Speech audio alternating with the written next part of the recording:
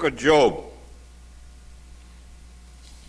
the first 3 verses of chapter 14. Man who is born of woman is a few days and full of trouble.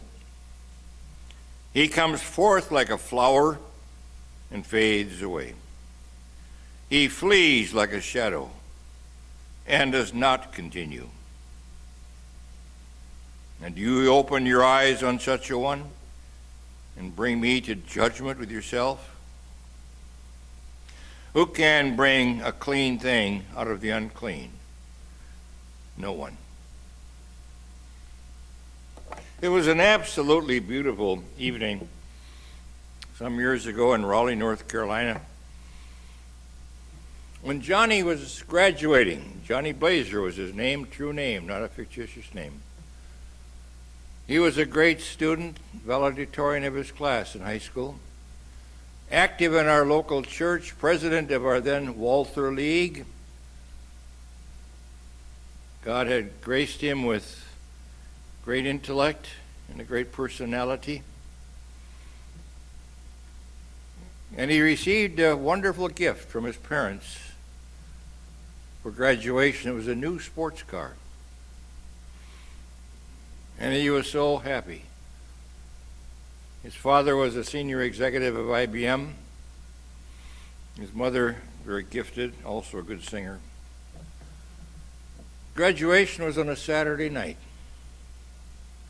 On Thursday afternoon, we had his funeral. Why? He was on a country road, driving his new sports car, came to a little crest in the hill, and there was a tractor in that farm country, top of the hill, that he hadn't seen. Instinctively, he turned to the left and had a head-on collision. Man that is born a few days and is full of trouble. There was another couple I had in ministry. I've worked with many things in the last 50 years, 60 years in ministry. There's a young couple in my parish, a little bit older. I'd married them, and they tried desperately to have a child, and they were not successful. They went to doctors. This would have been back in the late 60s, maybe early 70s. We weren't quite as advanced then, but pretty advanced. And what a great joy it was when they came to church one Sunday and said, "We're pregnant." Cute little girl. We had a great gathering after the baptism at the church in the fellowship hall. And the little child was beautiful. All little children are beautiful by God's grace. Never yet seen a little baby not beautiful. The child lived about 6 weeks before we had her funeral.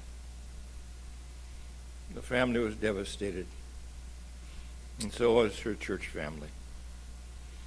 Congenital heart issues. During the Vietnam War, I conducted over 200 funerals of people killed in Vietnam. And for most of those, I was what's called the CACO officer. I had an office at Camp Lejeune, and I had 23 counties in the area of eastern North Carolina, a little bit in southern Virginia, and would have to make the notification calls. Always went with 2 or 3 others, because some of those were very troublesome in the sense of knowing people had guns in their homes, and that's a horrible thing to get that news. But many of these still are in my memory. It's one reason Gloria and I went to Vietnam some years ago, to try to put a closure to that Vietnam chapter. And it was a good trip. But I do remember Willie. I remember a lot of people from those days. But Willie happened to be an American black. And I can't help but share with you, I'll tell you, the American blacks carried the brunt of that war. The American whites went to college and deferments, or they went to Canada. Not all of them, but too many of them. And it's the American black community that had a far, far higher percentage than their population. And so many of my funerals were in the black culture of North Carolina. And this Minnesota boy, I learned a lot about the old culture. This was long before Martin Luther King days. It was the old South. It was segregation in its worst. And we had the funeral for little Willie. Willie was his name. And I had many funerals in those cotton fields, and particularly around the tobacco fields, with over 1,000 people, sometimes up to 2,000 people would come, primarily because of the military nature and also the Marine Corps. But Willie was very unique. It was the culture in that area community that at a funeral like Willie's, we took the casket from the church, put it on the hearse, and drove to significant areas in the community. I remember unloading the casket with the pallbearers, set it at the 50-yard line in the football field because he was a high school football player and well-loved and well-known. We loaded up the casket. After we had it at the 50-yard line, people would gather around and sing a chant, "Big Willie ain't coming back no more. Big Willie ain't coming back no more." And then we loaded him up put the casket in the hearse, went to the fishing creek, put it out by the banks of a river, same thing, "Big Willie ain't come back no more. Big Willie ain't come back." We did that a few other places around town where they went and had hamburgers at night, and then went to the cemetery. Death is real, and death is permanent. That's what Job is saying. Now, you have to put that in context, which we will in a minute. But we have to realize that death on this earth is permanent. Big Willie ain't come back no more. Nor is Grandma. Nor is my child. Ain't come back no more. And that's one of the tragedies of it. It's over. It's gone. Now, Job had 3 friends, and they talked a lot with him why he is suffering all these problems he's having. And they were putting the blame on Job. It's your fault. You're being punished, is one of the directions they went, or you're not good enough. Have you ever been in a situation where you've had some tragedy or even simply a discomfort, you blame yourself? What am I doing wrong? Why is God punishing me? Why is my family always sick and somebody else isn't? It's got to be my fault. It's my sin. To some degree, we've been driven there. And Job is one who stands up, don't give me that nonsense. God doesn't punish you because of what you've done. We live in a world of sin. All people are sinful. And the punishment is death. It's not whether you had that little accident, not whether you skinned your knee, not whether you lost your job. It may well be parts of these are because of our own folly, but that's not God's way of reward and punishment on a daily basis. Why would he say to a thief on the cross, "A thief, today you will be with me in paradise"? He sure didn't deserve it. He yet said, "Lord, remember me. Remember me, Lord." The permanency of death. And we also find out as we look at Job, as he talks with this beautiful, beautiful metaphor, a little later on, he says, man that is born of woman is a few days and full of trouble. We live in a world of sin. We live in a world of danger. We live in a world of death. And that is certain. Terrible certainty. Now, there are many myths about death. Last week, those of you who are here, you heard Pastor Medley talk about some of the foolish things people say about the hereafter. He's totally correct. I think he used the illustration. Somebody said, no, he's an angel.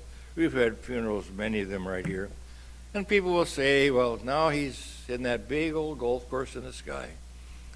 Or it may be he's at that beautiful, beautiful fishing hole where the fish are biting 24/7. Now, some of these rationales may help in the grief process, frankly. Makes you feel better. But it's not biblical. There's no way we know other than the fact that the Lord tells us. He tells us a place of glory and love and joy. You read the book of Revelation. Puts it in human terms that it's a place that we can't even comprehend. But it's a place where we are with God. And nothing can be more beautiful than being with God. And see, in this area of Job's book, what Job is doing is he has challenged the human mind of all the explanations, all the reasons that we have, because we don't want to live by faith. It is to trust him, trust in Jesus, trusting him. Why are you, he says even to Martha once, when he and Martha and Mary, they were having a discussion. Mary was sitting at his feet. Martha is getting supper ready.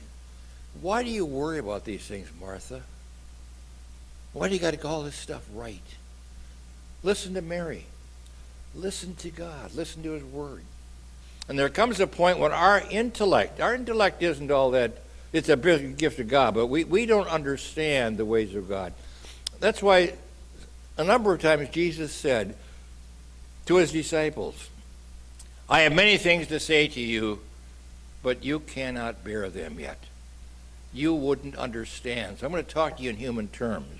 It's like, how could I explain the inner workings of a nuclear submarine to Christopher Columbus? You wouldn't understand Columbus. And there are many things in our own life we want to understand, and the Lord says, you'll understand in the course of time. You're not ready yet, but you will understand. And then he uses this beautiful, beautiful metaphor, even though what Job is getting at with all of his friends as he refutes their arguments, he's basically challenging his human wisdom against God's wisdom. He says, basically, none of you know what you're talking about. You say it's my evil? You say that I've caused this, I'm the victim? No. I trust in God, says Job. And we find a little hope here, a little glimpse, a little clue. It's a clue. As Job says these words, if a man dies, shall he live again?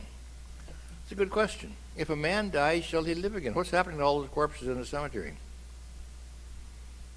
And then he tells this allegory. Remember this. Remember this all the time, this story. Though the root was old and the stock would die in the ground, yet through the scent of water it will bud and bring forth a new plant.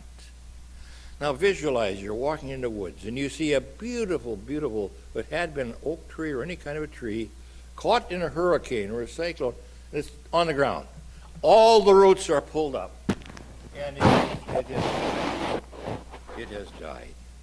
It's an old tree. The branches no longer have leaves. It's just a dead tree. And you see the roots are all out of the ground too. But then you look more closely. There's a little bud. There's a little bud where some very almost microscopic little root found water. And it's blooming. Listen to it again. Though the root was old and the stock died in the ground, yet through the scent of water it will bring forth a new plant. What does Jesus say? I am the water of life. He who drinks of me will never thirst. You see, here's the hint. Here's the hint of hope. Don't give up on that tree. Don't say that tree is dead, because it has found water. Yes, he also says it finds the food it needs. He who drinks of me, or he who eats of my bread, will never hunger and never thirst. That is one of the messages of Job. Now we can go a little farther, but we're not ready yet.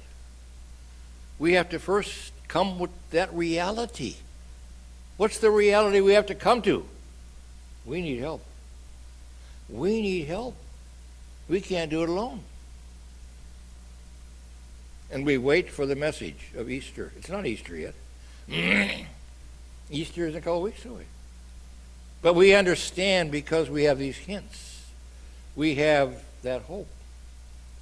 And we have that certainty by faith. When that day comes, even as you and I today, with that little shoot, are dipping in the water of baptism, the water of salvation, the water given to Jesus on the cross, and the hyssop and the sponge, the water of life. It's his promise with which we live. He who drinks of me will never thirst. And that's where Job is coming from. In an Easter morning, when that day comes, it's not tonight, not tomorrow, when that day comes, we will hear another message. And I'll give you a hint. The hint, in the words of Job, is I know that my Redeemer lives. And I know I too shall live because of him. God's peace.